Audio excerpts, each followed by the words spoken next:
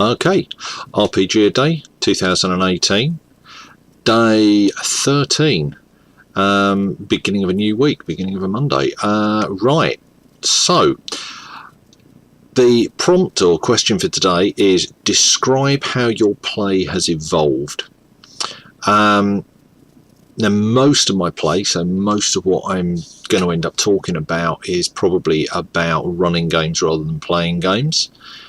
But I think I've been doing more playing, and I think one of the things is I played quite a lot as a teenager, but since I got back into the hobby, I've probably done more running games than playing, up until I've got myself involved in a couple of play-by-email games.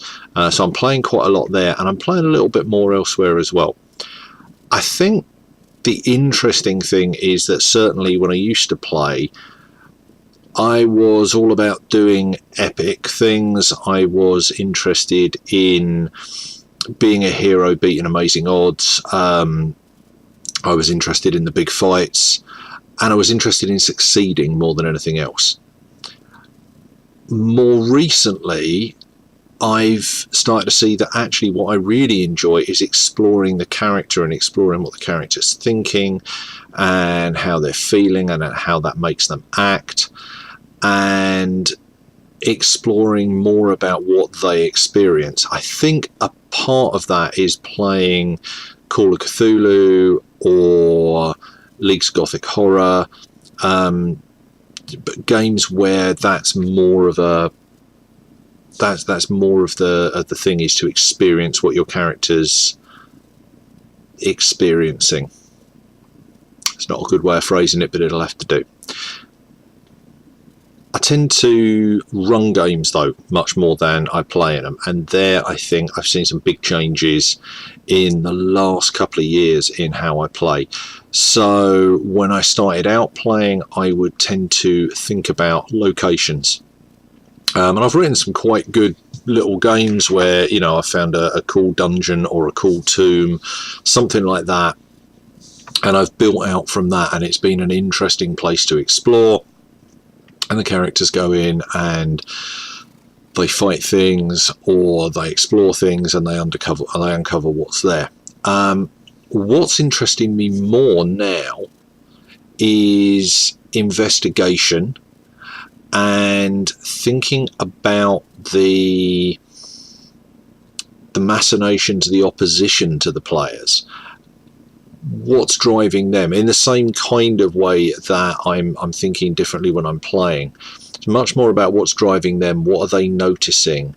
How much are they stepping up and trying to disrupt the players? What do the players notice? What can the players find out? I'm less interested in big awesome combats with huge monsters, and much more in the game of cat and mouse between the players and their adversaries. My latest Conan game, I just about finished a big long dungeon crawl that I did, and in my Al-Qadin game, my Arabian Nights game, I had an amazing tower that I designed. I'm still very, very proud of that tower. It was really good, and in both cases there were a lot of things to discover. Some of them were just there because they were interesting. Other things were there because they